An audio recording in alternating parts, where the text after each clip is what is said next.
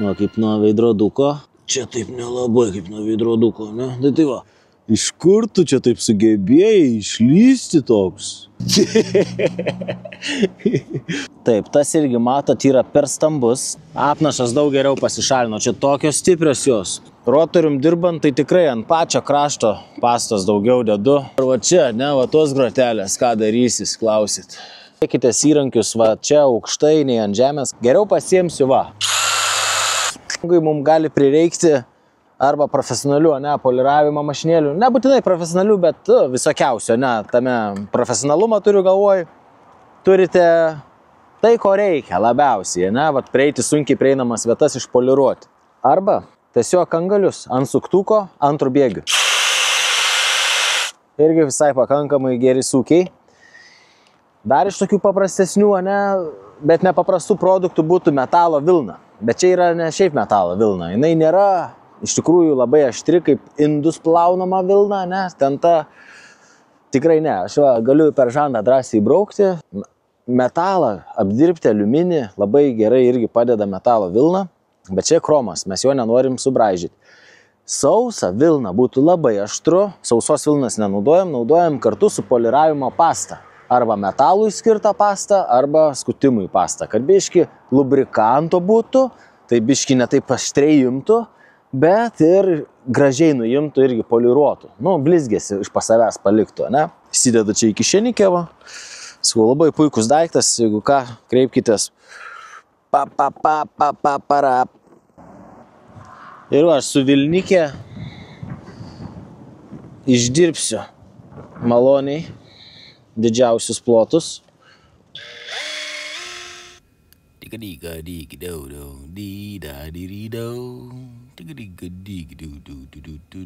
Lygiai nuo kampo iki kampo išdirbam tą pastą, kurią užsidėjom ant atitinkamo ploto.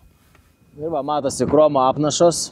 Kromą, kai poliruojam, ar metalą, mes iš tikrųjų nereik finišo dėti. Vat užtenka gerai gero, agresyvesnio skutimo su poliravimo savybom turinčios pastos kažkokios. Ir jau kromas atsigauna ir jau to finišo čia net nebereikia. Užtenka gero vieno etapo kromų. Nu va. Va, kromiukas jau čiuk blizga. Blizga tik didėjai plotai, o patys kampai yra priskretę ir baisus. Tam panaudoju specialų angaliuką ant suktuko ir išdirbu pačius kraštus kampus.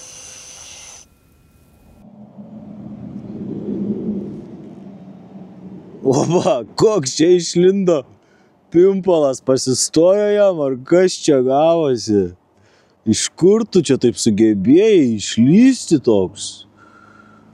Kaip, iš ko tu čia sudarytas? Tai yra pati kampą, vat sunku čia pripoliruoti. Čia biškai man geriau pasisekė prisipoliruoti, bet ką dabar reikėtų daryti? Taip, tas irgi matot yra per stambus. Čia jisai lystų neblogai. Va čia galima būtų pabandyti prieiti. Bet, nu kaip, tas kūgis, vat, matot, irgi prisitaikytų gerai čia, bet ne visur. Netinka šiuo atveju. Galima būtų taip, pasimti šluostę, užsidėti ant tos galo pastos. Ir tokią vat mentelę įkišti, plastikinę, kad nebraižytumėt, ne metalinę. Aš čia pasidaręs ją. Nu, ne pats įsilydęs, bet buvo čia kažkokia kempinėlė pačiam gale, žodžiu. Ir taip su ta mentele, jūs ne tik stačia kantą, patį kampą šveičiat, poliruojat, bet jau guldot ir pačią mentelę, plokštumą biškį. Jau taip va, taip jau prieidinėjau aš prie jos.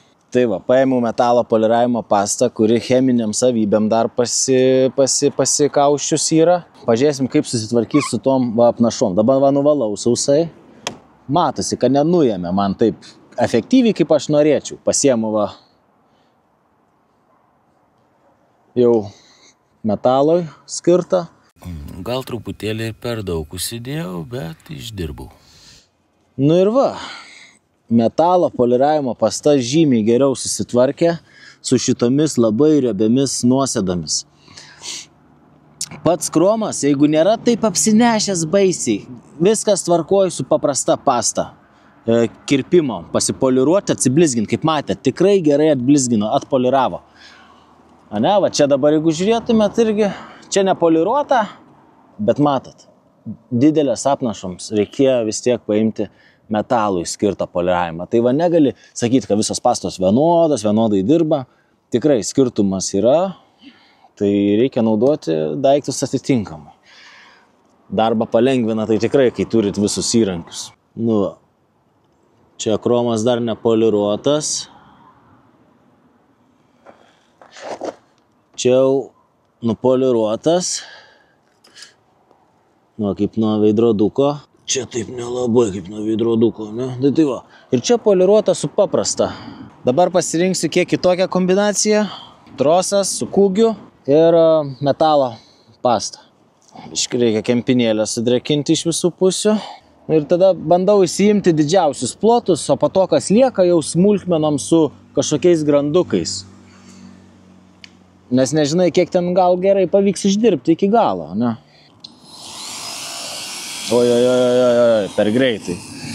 Pašėlęs šitas. Taigi dabar mano rankose matote Flex PX80 poliravimo hibridinę mašinėlę. Puikus daiktas, bet dabar šiek tiek apie tą trosą patį, ne? Tas trosas, jisai nuo 2 iki 2 PM kainuoja. Labai stipriai kainuoja, kaip pagalvoji, bet jis žymiai geresnis yra negu tie kinietiški, to, kad jo ilgis toks geras, apskaičiuotas, kad mašinėlę gali pasidėti ant žemės arba ant kur tolėliau, ant kitos sėdynės ir poliruoti panelę, LCD ekraną. Tai tikrai troso ilgis puiku, bet minusas yra tie brangus Flexo angalį poliravimą, bet Zvizeris jau yra išleidęs pigesnį alternatyvą, tai ačiū tuo, kad Zvizeris jau pasirūpino ir išleido geresnę alternatyvą šitam trosui. Šiaip mėgstu trosą ant šios mašinėlės, tikrai, nes turiu kinietišką trosą, kurį dedu ant savo rotacinės mašinėlės, bet aš neišgaunu tokių gerų apsukų poliravimo metu. Bet ši Flex mašinėlė tikrai gerai suka šį trosą. Aš net niekada nenaudoju max greičio.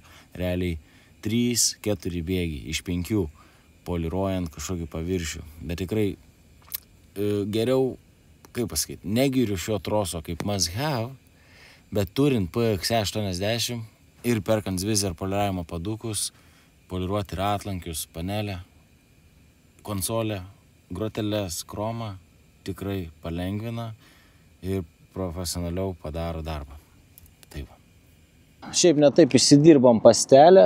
Su šituo įrankiu daug patogiau dirbti nei suktuku, nes ir gan plačiai dirba ir ten prieina kur reikia. Bet pažiūrėkime dabar nusivalius pastą. Ar išsidirbo kaip aš norėčiau.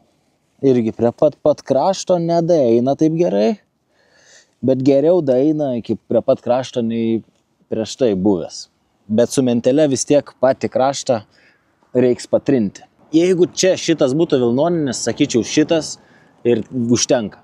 Bet dabar aš vis tiek didžiosius plotus šaučiau vilną, nes manau, kad šiek tiek geriau vilną nupoliravo.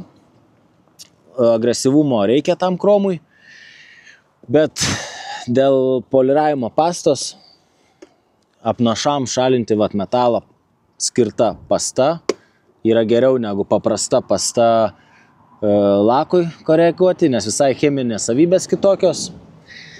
Apnašas daug geriau pasišalino, čia tokios stiprios jos.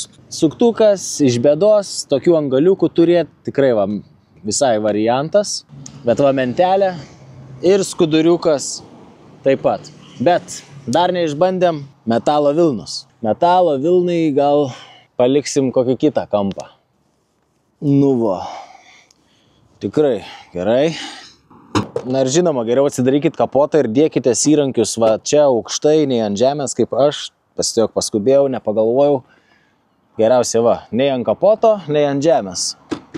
Nes kitas dalykas, jeigu jūs su metalo vilna ir užlipsit ant lako, jau lakui tikrai reikės hologramų šalinimo etapo. Bus per skaudu lakui su metalo. Todėl geriau vilnikė, paprasta pasta. Plokštumas išgaudyt, pablizgint. Nuo patį kantuką. Nuo krašto iki krašto padą prigirdykit.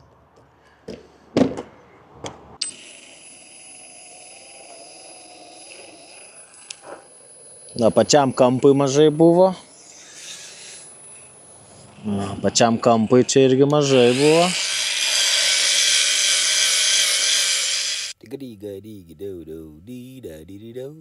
Nu, va, kromiukas kaip atsigavo. Nuo krašto iki krašto. Aišku, ir gumas, ir variklių skyrius irgi prieitų į freimingą. Taip, ženklą nepapoliravau, visai žiūriu. Tuo pačiu prasibėgsiu, bet reikia jau nusipūsti padą.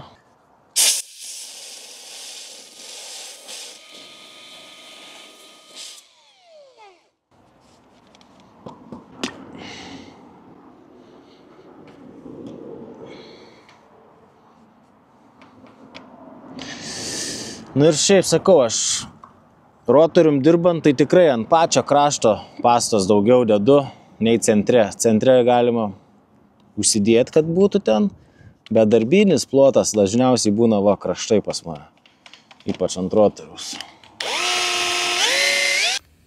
Na, o ir pačio poliravimo pado sausi kraštai yra pavojingi kraštai. Jeigu va taip, įsivaizduokit, dirbu tokioj plokštumoj, kurią supa kita plokštuma. Ta kita plokštuma gali prisiliesti prie sauso krašto pado. Tas sausas padas krašto gali grubiai įskusti plastiką. Tai lengva yra susigadinti poliravimo plotą, jeigu jūsų padas yra aštrus ir sausas. Tai saugokit kraštus arba patepkit juos poliravimo pasta, kad būtų lubrikantas, lystų, o nedirgintų. Tai va.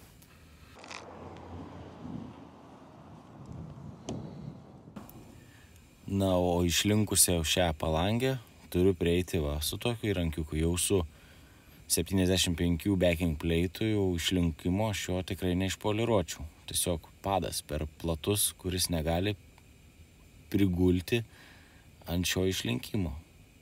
Dėl to visokiausių reikia tų poliravimo padukų ir įrankių. Dabar va čia, ne, va tos grotelės, ką darysis, klausit. Matot, pirštas lenda. Gera naujiena ta. Bloga naujiena, kad čia jo žoskai daug ir sunku. Gera naujiena, kad kažkuris iš pirštų tai tikrai įlys. Tai sakau, tos va pastos šiaip būna va sukurtos, kad rankom gali poliruoti. Ir tikrai efektyvumas geras, nereiktų mašinėlių turėti. Įsidedat, pasigirdat.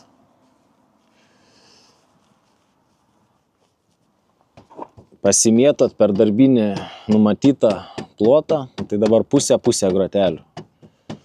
Čia pirštas pas mane nelenda, vadinas mažai, jį teks sušluostė, jau nebelenda, matot. O mažasis dar sako, aš palik tu man ją, tu man ją. Susitvarkysi, sako seni. Aišku, geras šepetėlių plovimas irgi užtektinas rezultatas. Bet jeigu tai biški tas nuosėdas tokias stiprias, žinot, kampuose prisirinkusias nusiimt, pablizgint noris, tai tada jau reikia va, kažką tokio imtis. Arba atsuktuvą kokį, arba peštuką, parkelį, tušinuką, kažką, ką gali tik išti. Aš čia pajokavau su pirštu, bet turėkit galvoje. Ir paskui sausą reikia paimti jau ir praeiti pastą nuvalyti, nusausinti. Būtinai per to pačiu pirštu, bet tos pačius kampus. Nu va, koks šitas rezultatas gavosi. Čia matosi, va, atspindžiai, ne, biški va, atsispindi. Žemiau matiniai paviršiai, matiniai, va, matos. Neatsispindi taip gerai. Čiukšt, blizgus, oi. Matinis. Nu, ir čiučiut yra tokių lengvų nuosėdelių, bet čia nėra baisi, čia nieko tokio, čia iš viso čia juokas. Irgi žiba, blizga, tvarka, kromiukas irgi. Tai tada aš tęsiu ir prieisiu prie kitos temos kiek vėliau. Prieš prieinant prie gumų ir kitų likusių detalių, pasidarysiu žibintus. Gerai, jeigu nieko prieš tai. Nu ką apie tos žibintus? Nėra jie užnešiuoti, šveisti nereikia. Šveičiu tada, kai matau seno žibinto lako kantą nuėjusią velniop, tai jau pradėjusią irti ir labai esančių daug įdaužų tame lake. Tada aš veičiu. Bet kai žibintas tiesiog truputėlį pageltęs, ar norėtųsi jį pablizginti, naudoju vilną, poliravimo pastą, paprasčiausiai lakui.